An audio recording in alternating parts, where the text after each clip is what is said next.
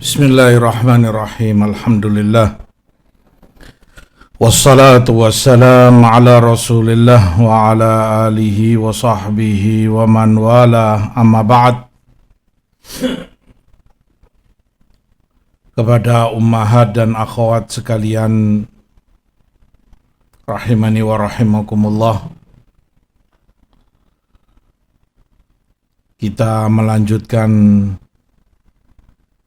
kajian tentang beberapa adab dan sifat yang tercela terkhusus bagi mukminat, yaitu kebiasaan membuka dan menyampaikan rahasia. Baik itu rahasia tentang dirinya sendiri, dia buka, dia sampaikan ke orang lain siapapun itu, ataupun itu rahasia orang lain yang diamanatkan kepadanya, mungkin teman atau saudaranya curhat padanya, atau yang jelas dia tahu dengan satu dan lain cara rahasia orang tersebut, kemudian dia bongkar-bongkar, dia sebarluaskan ke sana dan kemari. Dalam surat Tahrim, Allah Subhanahu wa ta'ala menyebutkan di ayat ketiga, wa idh asarran nabi ila ba'di azwajihi haditha falamma nabba'at bihi wa adharahu Allahu alaihi arrafa ba'dahu wa a'rada an ba'd falamma nabba'aha bihi qalat man anba'aka hadha qala nabba'ani al-alimul khabir. Dan ketika Nabi merahasiakan beberapa omongan kepada beberapa istrinya, lalu dia ceritakan itu kepada yang lain dan Allah kabarkan itu kepada Rasulnya, maka Nabi tegur, Nabi ingatkan istrinya tersebut bahwa kenapa engkau buka rahasia itu kepada fulana, kepada yang lain. Maka dengan itu beliau tahu bahwa Rasulullah SAW mengetahui perbuatannya. Maka beliau tanya, man amba'aka hadha, tahu dari mana engkau wahai Rasul? Qala nabba'ani al-alimul khabir, yang mengabarkan padaku Allah yang maha tahu segala sesuatu. Rahasia yang dimaksud di dalam ayat yang dibisikkan oleh Rasul kepada beberapa istrinya, ada sedikit perselisihan. Ada yang mengatakan haramnya atau pengharaman madu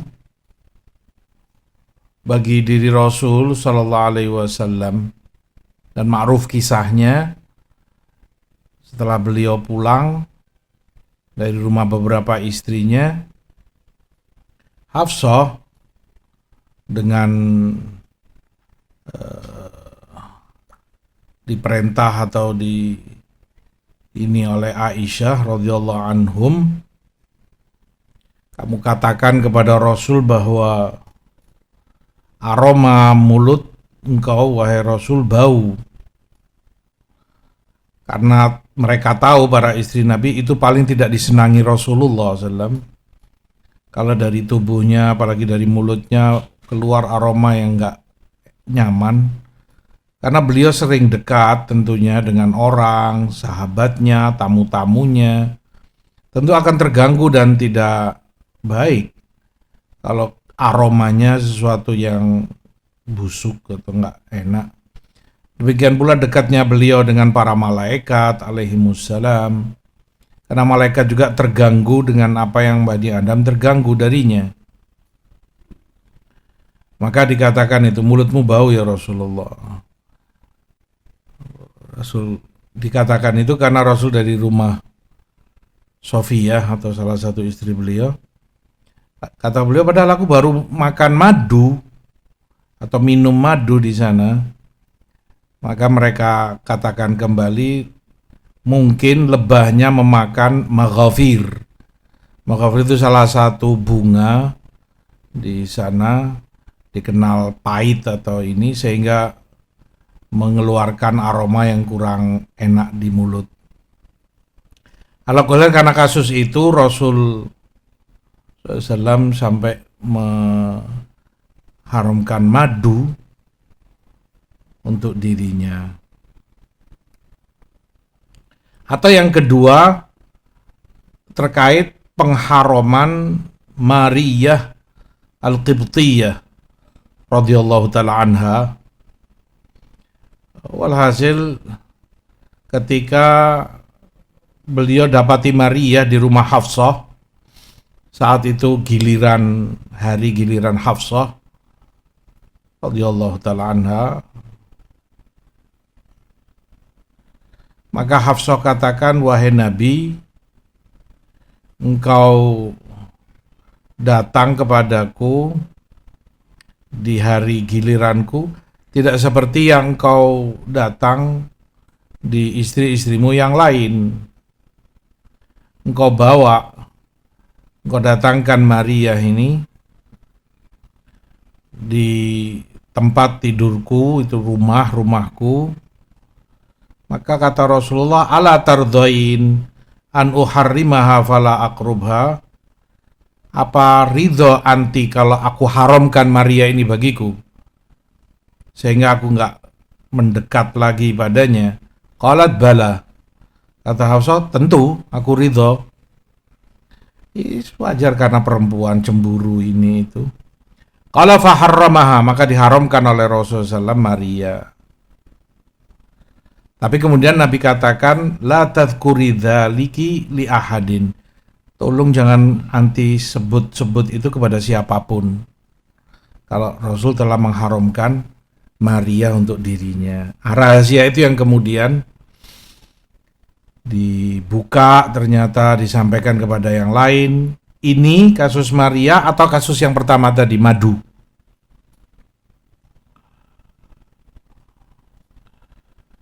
Intinya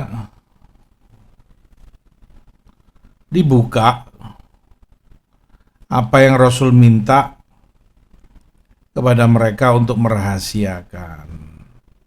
Itu yang dicela dan diingatkan di dalam ayat.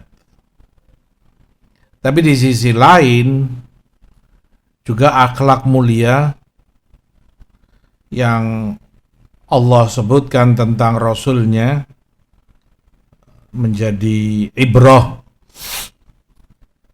dan toladan bagi para suami secara khusus, di mana Allah katakan tentang Rasulnya, arrafa ba'dahu wa a'rada an ba'd. Ketika itu disampaikan oleh Rasulullah, kenapa anti lakukan ini? Kenapa anti membuka itu? Tidak semuanya Rasul minta pertanggungjawaban mereka. Karena ada yang Allah katakan a'radhu an ba'd, ada yang Rasul berpaling darinya. Artinya berpaling enggak dianggap oleh Rasulullah, dibiarkan. Dianggap sesuatu yang tidak pernah terjadi. Maka itu adab dan muasyarah bil ma'ruf dalam rumah tangga.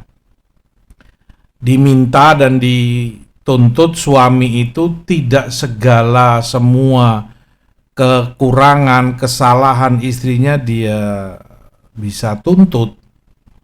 Dia perhitungkan segala sesuatunya. Kenapa anti begini? Yang itu kenapa anti begitu? Lalu kenapa anti katakan ini? Itu kenapa anti lakukan itu? Gak semuanya bisa kamu tuntut. Dan itu yang Rasul contohkan kepada umatnya. Sebagiannya cukup untuk menghardik mereka, untuk mengingatkan mereka kalau mereka salah dalam hal ini. Tapi ya nggak mungkin semuanya dituntut itu kepada mereka kaum wanita. Karena tabiatnya yang memang lemah, akalnya kurang, agamanya kurang, maka nggak bisa disamakan layaknya kaum lelaki. Maka diajarkan agar istilahnya legowo. Suami itu punya lapang dada. Sebagian kesalahan istrinya nggak bisa dia anggap. Dia jadikan itu sesuatu yang seakan nggak pernah terjadi. Sesuatu yang seakan itu nggak pernah dia ucapkan. Perempuan kadang karena emosi, kadang karena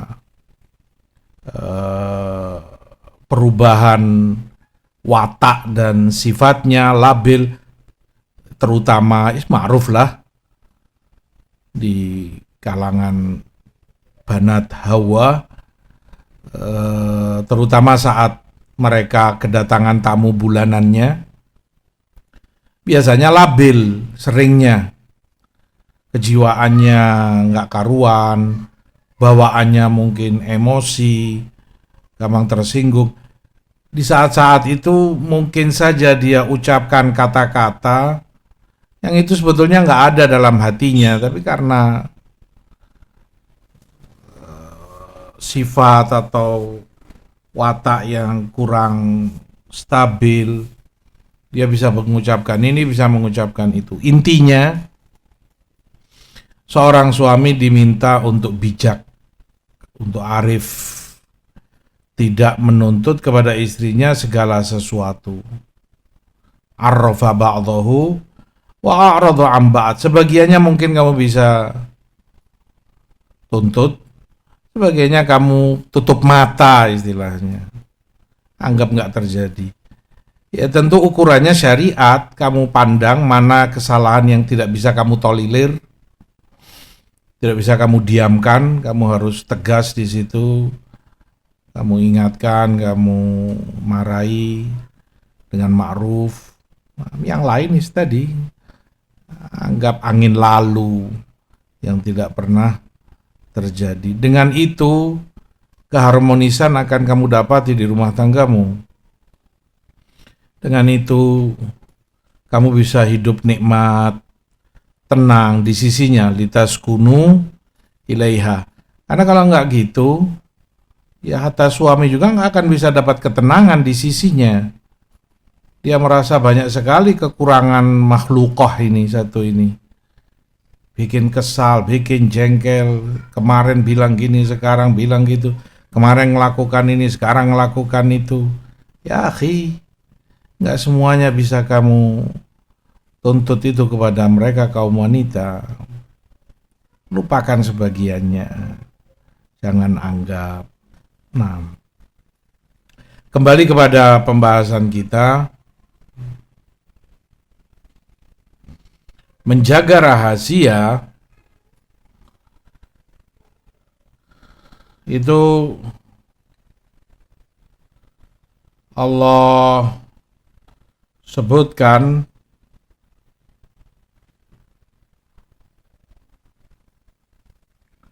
di dalam surat An-Nahl, wa aufu bi ahdillah idza ahadtum. Dan sempurnakan, tunaikan dengan baik janji Allah yang sudah kalian ikrarkan. Makanya kalau seseorang sudah berjanji untuk menutup dan menjaga rahasia, kemudian ternyata dia sebarkan, ya dosa dia. Teranggap berdosa. Dan itu Rasul jadikan salah satu tanda dari tanda munafik, ayatul munafik thalath, salah satunya wa idza wa'ada akhlaf, Kalau dia janji dia ingkari. Wa idza tumina khan. Begitu pula sama kalau dia dikasih amanat, dikasih kepercayaan, dia khianati. Dan itu kepercayaan orang, walaupun tidak ngucap. Walaupun orang tidak ngucap, nggak perlu ngucap. Tapi ketika hanya kamu yang diajak bicara, atau ya, orang al-halim bil isyarati yafhamu, seperti disebutkan orang bijak itu cukup ngerti dengan isyarat-isyarat yang ada. Misalnya dia ngomong, saya ingin bicara empat mata sama anti, saudaranya ini ya, sesama perempuan.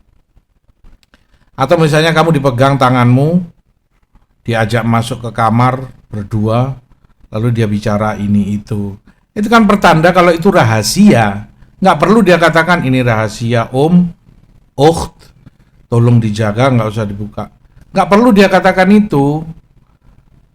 Sehingga orang berkata misalnya, dia nggak bilang rahasia kok, dia nggak minta untuk aku tutup kok. Ya nggak perlu, kamu harus cerdas. Bicara juga empat mata cuman dengan kamu di dalam kamar. Itu kan pertanda dia nggak ingin ada yang lain mendengar. Dia ingin nggak ada lain yang tahu. Itu amanat yang dipercayakan kepadamu. Jangan kamu khianati. Jangan kamu buat dia kecewa. Ternyata fulanah tidak bisa jaga amanat, kepercayaan.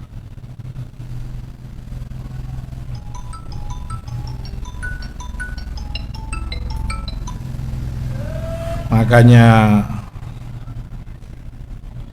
salaf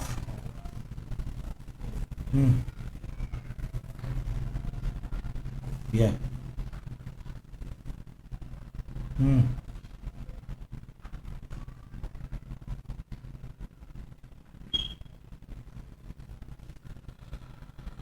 Salaf sangat menjaga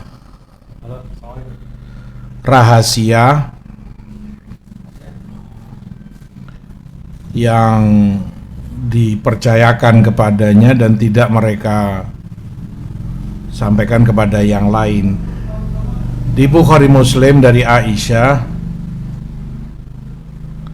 berkata, asarran Nabi ila Fatimah bisyai fabakat bukaan syadida. Rasul merahasiakan sesuatu kepada Fatimah, karenanya membuat Fatimah menangis sejadi-jadinya. Wasarahat tsaniyah fadhahikat. Kemudian kembali beliau bisikkan rahasia kedua kepada Fatimah, karenanya Fatimah kemudian tertawa. Qalat Aisyah katakan, falamma qama Rasulullah sa'altuha. Begitu Rasulullah pergi, aku tanya Fatimah, ini apa yang Rasul bisikkan padamu? Rahasia apa sih? Pertama kamu menangis, kedua kamu ketawa, apa yang dibisikkan?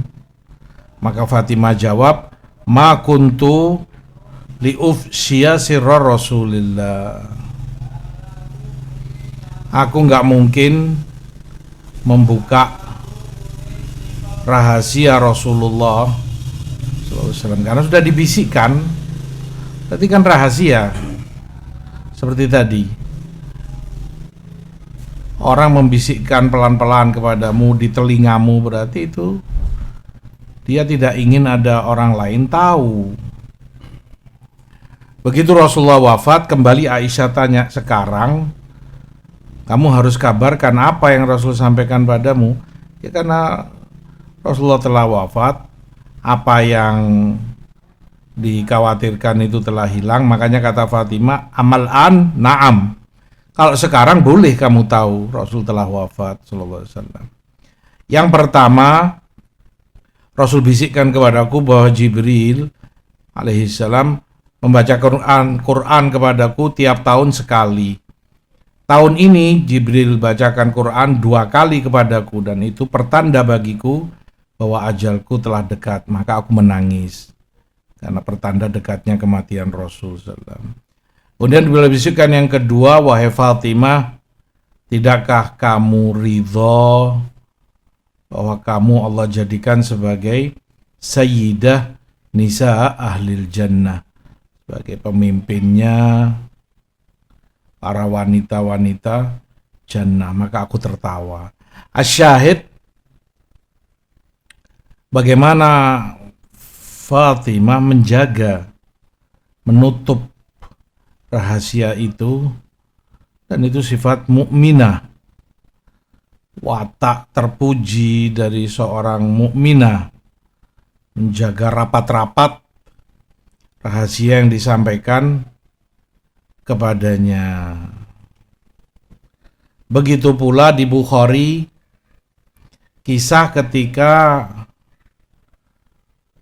Hafsah radhiyallahu taala anha menjanda, maka segera Umar carikan suami pengganti baginya.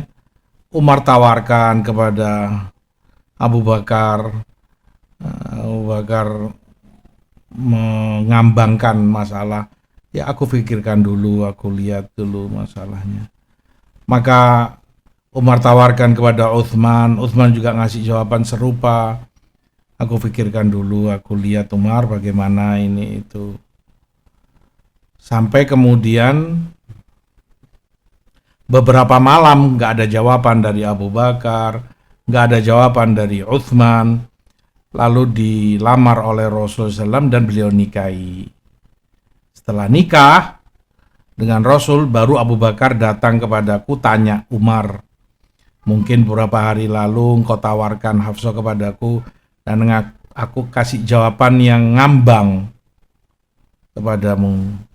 Mungkin kamu tersinggung, mungkin kamu sakit hati. Wajar, namanya manusia, seorang abah nawarkan putrinya kok nggak diterima langsung.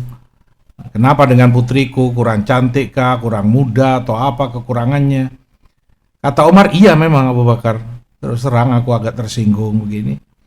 Kata Abu Bakar, sungguh wahai Umar, aku tidak menghindar dari tawaranmu, kecuali karena aku tahu bahwa Rasulullah SAW menyebut Hafsah kepadaku. Yang Rasulullah bicara dengan Abu Bakar, yang Abu Bakar faham dengan itu bahwa Rasul ada minat dengan Hafsah. Kan itu rahasia. Maka dijaga oleh Abu Bakar. Hatta kepada abahnya pun gak dibuka.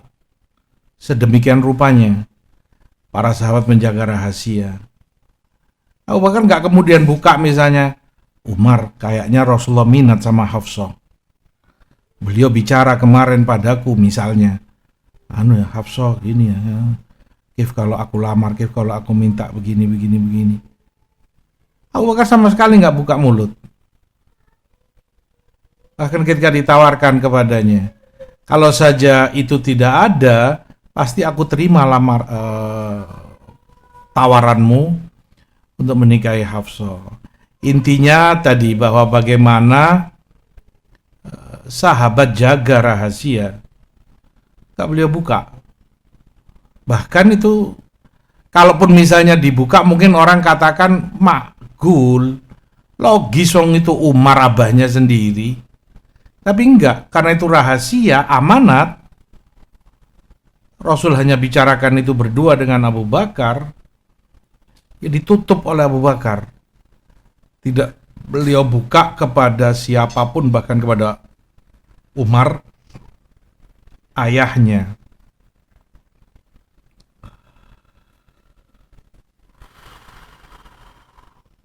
Di Sahih Muslim dari hadis Thabit bahwa Anas mengatakan, Rasul datang kepadaku sementara aku sedang bermain bersama anak-anak sebayaku.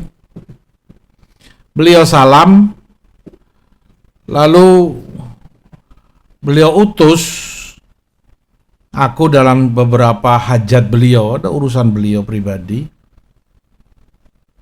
Sehingga dengan itu aku agak lama kembali kepada ibuku, kata Anas. Begitu selesai aku pulang, ibuku tanya, apa yang membuatmu lama, Anas? Aku jawab, ya rahasia. Ada hajat Rasul yang beliau inginkan untuk aku tunaikan. Maka uminya, di satu sisi contoh bagaimana mereka mendidik anak-anaknya salaf. Kata Umi Anas, Anas kamu jaga, tutup rapat-rapat rahasia Rasulullah SAW. Jangan engkau kabarkan kepada siapapun. Keumuman orang kan ingin tahu. Apa itu disuruh apa kamu Anas oleh Rasulullah? Kok sampai lama begitu? Ada perlu apa? Kemana? Hajat apa? Makanya uminya dari awal langsung tutup. Jangan kamu buka. Itu rahasia Rasul. Jaga bagaimana mereka mendidik anak-anaknya. Kata Anas, wallahi, demi Allah, kalau seandainya aku membuka rahasia itu, menyampaikan kepada yang lain, niscaya orang yang paling pantas aku perdengarkan adalah engkau, wahai Thabit. Thabit ini murid senior Anas bin Malik, lama mulazamah dan duduk bersama Anas mengambil ilmu darinya. Thabit ibn Aslam al-Bunani, murid seniornya, murid dekatnya Anas. Makanya kata Anas, kalau seandainya aku mau buka apa itu rahasia Rasul, yang paling pantas untuk mendengar engkau wahai Thabit. Tapi karena itu rahasia dan pesan uminya juga jangan kau sampaikan ke siapa-siapa, ditutup oleh Anas rapat-rapat, tidak disampaikan kepada yang lainnya. Kata Hafidz Ibnu Hajar, para ulama sebutkan tampaknya rahasia yang dimaksud Anas berkaitan dengan beberapa istri-istri Rasul SAW. Ini masalah keluarga lah, masalah rumah tangga, suami istri. Kenapa demikian? Karena kalau itu ilmu, nggak mungkin seorang Anas merahasiakannya sampai matinya. Nggak mungkin itu ditutup oleh Anas karena takut dosa, ilmu disembunyikan. Tapi karena perkaranya nggak perlu untuk diketahui umat, itu rahasia rumah tangga orang, rumah tangga Rasul SAW, urusan suami istri, nggak ada perlunya orang lain tahu.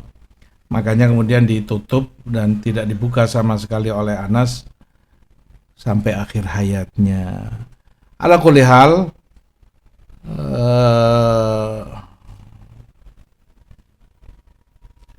itu beberapa dalil saja, isyarat yang menjelaskan kepada kita rahasia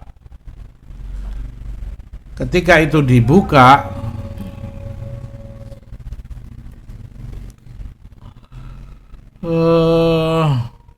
menjadi penyakit lisan, cacatnya lisan dan mulut orang ketika tidak mampu menahan sesuatu yang dirahasiakan pada dirinya. Makanya kata penyair, ya hikmah apa yang dia ucapkan, dia katakan, idzamal mar'u akhta'ahu thalath fabi'hu walau bikaffin min ramadi. Kalau kamu punya teman tidak ada padanya 3 sifat ini, maka jual temanmu itu. Ibarat dia budak yang dijual belikan, jual walaupun dengan harga yang sangat murah meriah, yaitu 1 telapak tangan debu. Udah, saya belinya temanmu ini dengan debu 1 telapak tangan, nggak apa-apa, saya terima, ambilen itu. Karena sangat murah ini orang, nggak ada harganya, nggak pantas untuk dipertahankan pertemanan dengannya. Apa aja sifat-sifat itu? Dia katakan salamatu sadrihi, keselamatan dadanya. Artinya temanmu itu harus orang yang bersih dari permusuhan kepadamu, nggak ada kedengkian, nggak ada hasad, nggak ada kebencian, permusuhan, bersih dadanya, bersih, betul-betul dia sayang, cinta kepadamu, nggak ada tendensi dunia, nggak ada ini, murni menyenangi kamu karena Allah. Wal hirsu minhu, yang kedua ketika dia terlalu ambisi,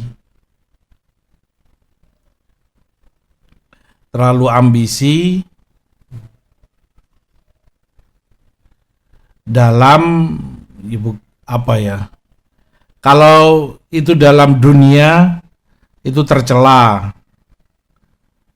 Ketika ambisi harta, kedudukan atau yang semisalnya. Tapi kalau itu hirs, bukan ambisi, mungkin lebih tepatnya antusias, semangat dalam kebaikan, maka layak kamu pertahankan teman yang seperti itu. Dia orang yang semangat kalau diajak dalam kebaikan, kalau itu kemakrufan, itu manfaat untuk dirinya, untuk yang lainnya, maka dia nggak akan berpangku tangan, nggak akan diam, tapi semangat. Maka itu layak dipertahankan.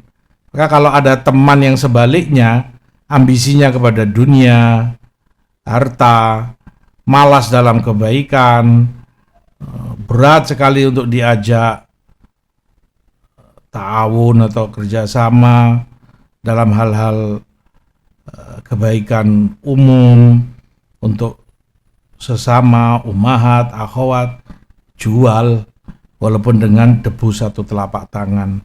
Wa kitmanus sarairi fil fuadi, yang terakhir ketiga, menutup rahasia. Ini syahid. Temanmu yang layak kamu pertahankan, yang bisa tutup rahasia, menjaga aman rahasiamu di sisi dia. Kalau dia bongkar-bongkar, membuka aib di sana sini, ya layak untuk dijual dengan debu tadi. Itu pula yang dikatakan oleh syair Al-Qahtani dalam nuniyahnya. Dia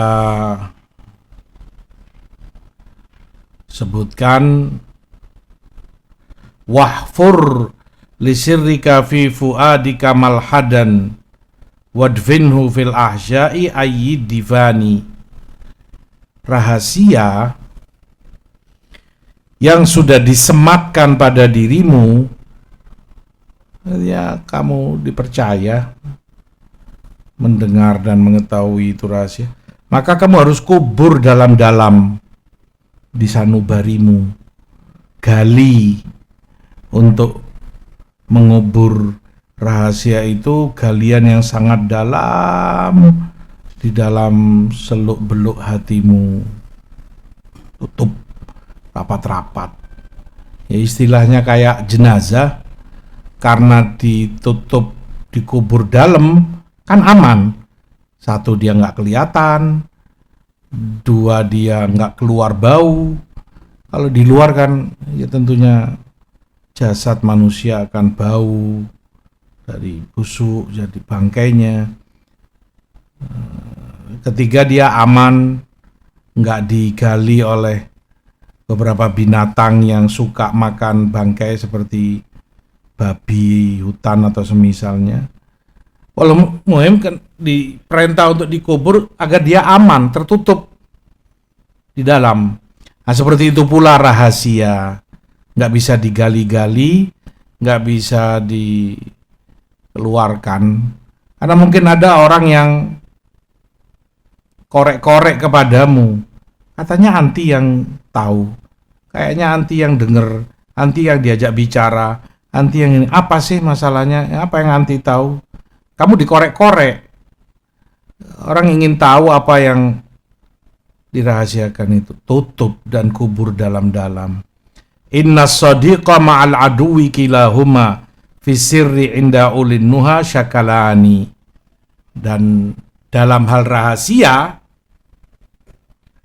kata Qahtani rahimahullah, dalam hal rahasia lawan maupun kawan itu sama, gak ada beda. Sama-sama mengkhawatirkan untuk membuka-buka rahasiamu. Kalau lawan kan wajar, itu musuh, inginnya kerusakan dan kehancuran bagimu. Kalau saja dia tahu dulu mungkin akan dia buka, fulan itu begini, fulanah itu begitu. Nah, masalahnya kawan pula sering terjadi yang semacam itu.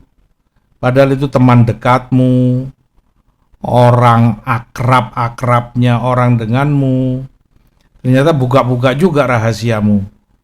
Fulana begini, fulana begitu. Makanya dalam hal rahasia, menutup atau membongkar rahasia, sama, nggak ada yang bisa dipercaya. Itu yang beliau maksud. Baik itu teman dekatmu ataupun musuh jauhmu. Kalau itu tentang rahasia, di awal kita sebutkan tadi bahwa rahasia itu mencakup rahasia dirimu sendiri maupun itu rahasia orang lain.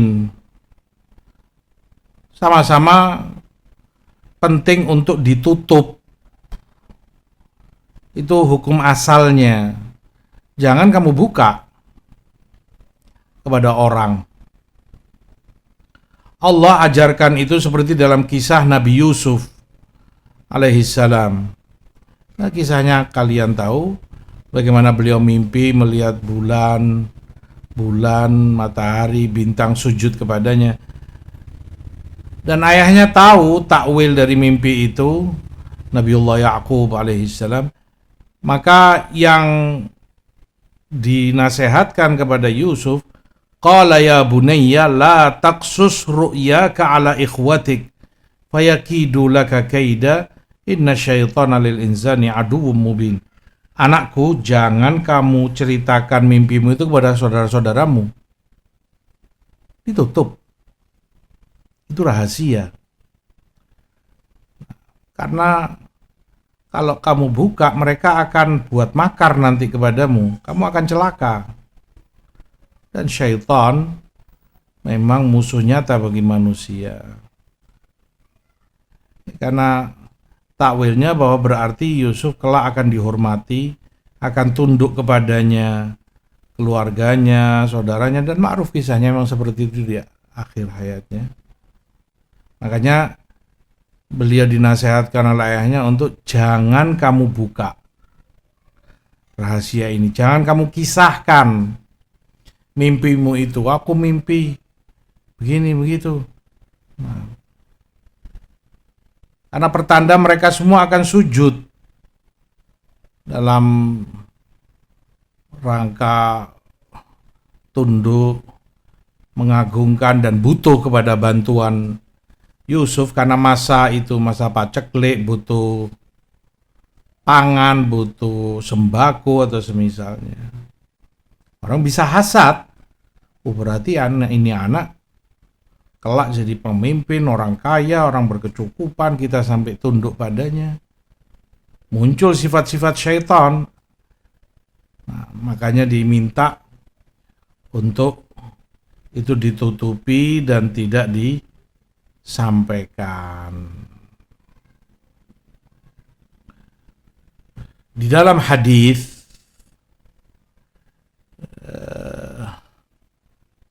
diriwayatkan Tabrani dan yang lain dari Mu'adz bin Jabal, Rasulullah SAW sebutkan, ista'inu ala injahil hawaij bil kitman fa inna kulla dhi ni'mah mahsud. Rasulullah katakan, bantu pada dirimu sendiri agar hajatmu itu lulus, lancar dengan baik, agar hajat pribadimu itu terlaksana, sukses. Bantu dengan cara apa? Bil kitman, tutupi. Jangan kamu buka kepada siapapun. Alasannya Rasulullah katakan, kulladzi ni'matin mahsud. Karena orang yang punya kenikmatan itu dihasati. Ada saja banyak yang hasad padanya. Maka bantu agar kamu tidak dihasati, dan hasad itu ada kejahatannya, agar kamu selamat darinya. Dan Allah ingatkan itu, wa min syarri hasidin idza hasad. Pelindung diri kepada Allah dari kejahatan yang hasad saat dia hasad. Kejahatannya ada, ma'ruf itu. Dan itu ya bukannya suudzon, tetapi ada bahkan pada orang terdekatmu. Manusia, subhanallah. Ketika dia melihat temannya sukses, maju usahanya, berhasil, gede dan ini, subhanallah, keluar hasadnya. Kok enak? Aku masih begini-begini dari dulu. Bulan sekarang Masya Allah omsetnya sudah puluhan, ratusan juta. Nah, tutupi oleh karena itu hajatmu itu dengan jangan kamu buka. Apapun itu dalam perkara-perkara dunia. Misalnya itu dagangan yang kamu Allah kasih rizki di situ barokah. Apalah kamu jual makanan mungkin atau pakaian atau semisalnya. Dan laris, manis. Banyak yang cari, banyak yang minat, kamu sampai kewalahan istilahnya. Nah, kamu tutup. Ya menutupi dari segala sisinya. Misalnya kalau itu terkait makanan misalnya, yang kamu tutupi adalah resepnya misalnya. Jangan kamu buka-buka. Atau mungkin dia mau ngorek-ngorek yang terkubur dalam dirimu tadi. Itu resepnya apa kok enak makananmu, kue kamu atau apa gitu masakan kamu. Nah, kamu jangan buka, jangan polosan. Kemudian kamu buka misalnya, gampang itu resepnya ini loh, dikasih ini, ditambah ini, caranya begini, caranya begitu. Kamu akan ditiru, pasti. Kamu akan ditiru, berakhir dengan kamu akan merugi. Hilang kenikmatan yang sudah Allah berikan padamu. Karena barang kamu sudah murahan sekarang, semua orang bisa buat. Bukan suatu yang spesial lagi. Makanya tutup. Kalau kamu ingin berhasil dan sukses, jangan kamu buka kepada siapapun. Tutupi hajat dirimu sendiri. Atau itu dalam bab lain. Contoh, pernikahan misalnya. Kamu mungkin senang, Masya Allah, namanya Ibu Umi. Putri kamu dilamar oleh fulan yang dikenal orang soleh, orang baik, keluarga baik. Lebih dari itu mungkin talibul ilm, lulusan sana sini, yani. Karena seneng ini lisan gak kamu jaga, kamu cerita ke sana kemari, ya Allah alhamdulillah, binti putriku fulana dilamar sama fulan, anaknya fulan, ini itu sudah kami terima, nikahnya nanti 3 bulan ke depan atau setahun ke depan, begini. Hasad keluar dari mereka. Kok enak dapat fulan yang Masya Allah, keluarga fulan yang berkecukupan, yang baik, dikenal Masya Allah. Orang-orang ini akan berusaha menjegal kamu. Ada saja caranya, syaitan, subhanallah. Dipertimbangkan lagi. Itu keluarga yang laki pelamar itu loh, keluarganya begini loh, fulana itu begini, begitu, begini, begitu. Berakhir dengan digagalkan lamarannya, nggak jadi kamu jadi besannya keluarga itu. Siapa yang salah? Kamu sendiri. Anti sendiri ngapain nyiarkan ke sana kemari? Ditutup hajat itu supaya berhasil. Ditutup kepentinganmu agar tidak terkena kejahatan orang yang hasad kepadamu. Tutup. Jangan kamu pernah buka. Itu yang Rasul ajarkan kepada umatnya.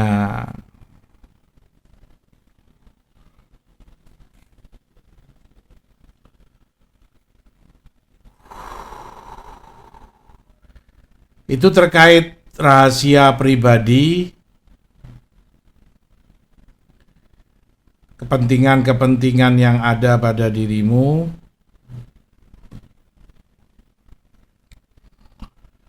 Atau itu terlebih lagi kalau rahasia suami istri, seperti dalam hadits Abu Sa'id, inna min asyarrin nas indallah manzila yaumal qiyamah ar-rajul yufdi ila imra'atihi wa tufdi ilaihi thumma yanshur sirraha. Orang paling buruk kedudukannya di sisi Allah di hari kiamat, seorang suami yang telah berduaan dengan istrinya, istrinya pun demikian, yang melakukan hubungan suami istri, lalu disebarluaskan itu kepada yang lain, naudzubillah.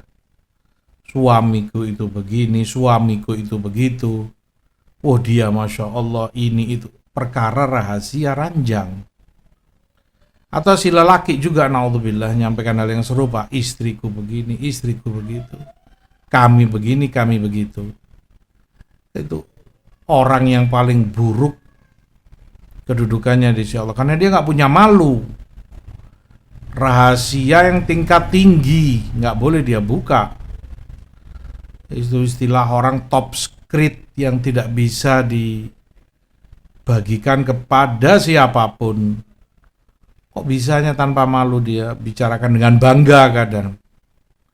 Begini, begitu, berapa lama, ini, itu. Aib. Makanya sampai Rasul katakan orang paling jelek kedudukannya di sisi Allah di hari kiamat kelak.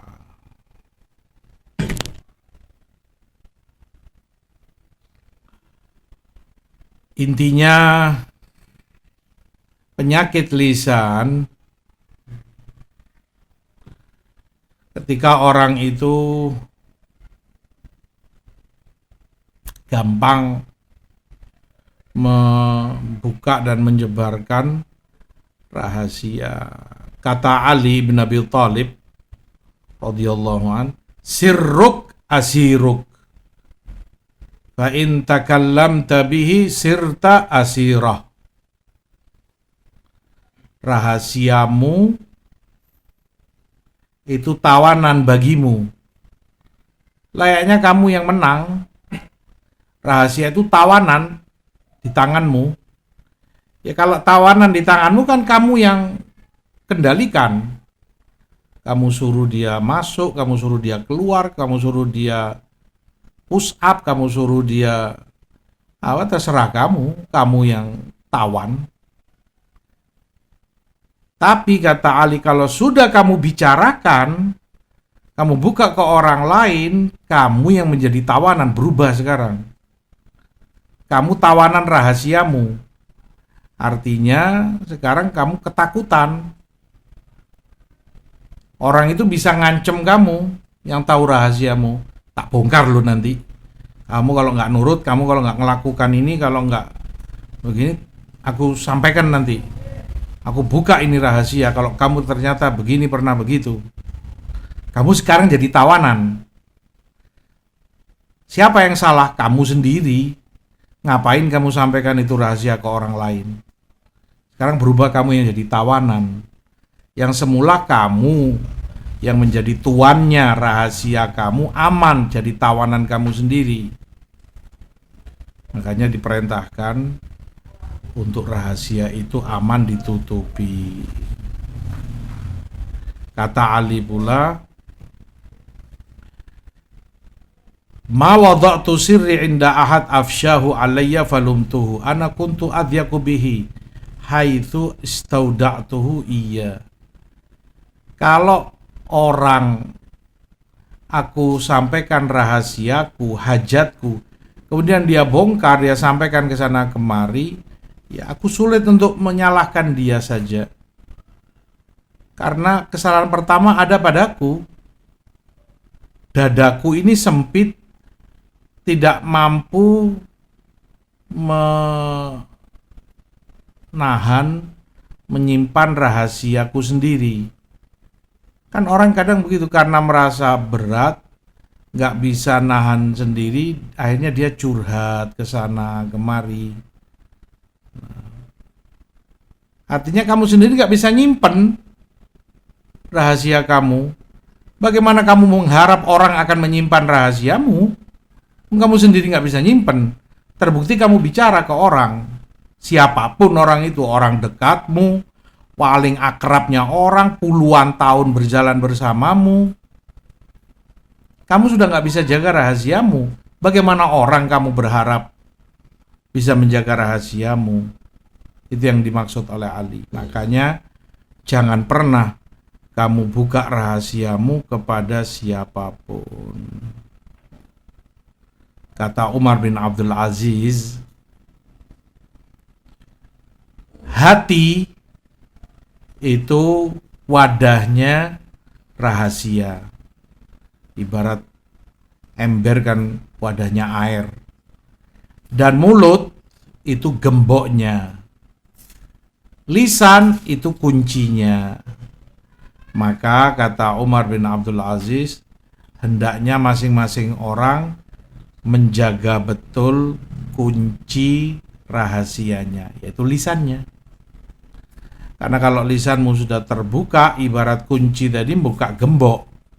Kalau gembok sudah terbuka, dengan gampang gudang itu dibongkar, diambil dan dirampok isinya. Isi gudang itu ya rahasia itu tadi, yang ada di dalam dirimu.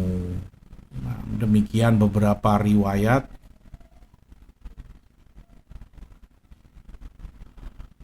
dari salaf yang menunjukkan bahwa orang kalau gampang-gampang cerita, buka hajatnya, buka rahasianya ke orang, kata Umar bin Abdul Aziz, itu kelemahan. Pertanda orangnya lemah, cacat, tidak bisa memanage dengan baik dirinya sendiri, di mana dia buka-buka, dia sampaikan hal itu kepada orang lain. Singkat cerita, pandai-pandailah menyimpan rahasiamu, kamu gak akan menyesal. Tapi kalau sudah pernah kamu buka ke orang, kamu akan sesal. Ya Allah, seandainya anak gak cerita ke fulana, ya Allah nyesel, kenapa aku harus curhat waktu itu dengan fulana. Sekarang terbongkar, sak kota tahu semua, satu negeri bahkan, apalagi zaman sekarang. Ternyata kamu dibuat status, kamu dibuat profil, kamu dibuat bulan-bulanan. Orang ujung timur sampai ujung barat dunia bisa tahu kalau itu kamu. Ternyata berbuat begini, ternyata begitu. Kamu akan sesali. Ala kulli hal itu mungkin yang perlu diketahui tentang rahasia yang tidak boleh dibuka dan dibongkar kepada siapapun, terkait rahasia dirimu sendiri atau itu rahasia saudaramu yang mungkin pernah diamanatkan padamu. Jaga, tutup. Orang yang baik, orang yang mulia, yang bertakwa, aman rahasia orang padanya saat dia baik maupun saat dia bermusuhan. Ya mungkin namanya manusia, ada cekcok, ada berselisih, ada salah paham, tersinggung, sakit hati. Tapi kalau dia bertakwa, tetap aman rahasia temannya. Nggak menjadi dalih baginya karena sekarang bermusuhan, tak bongkar-bongkar rahasia kamu. Nah, dia bicara ke sana kemari, menandakan kamu memang orang yang murah, pantas dijual hanya dengan debu setelapak-tapak tangan. Wallahu ta'ala alam, wa sallallahu ala nabiyina Muhammad, walhamdulillahi rabbil alamin. Nah.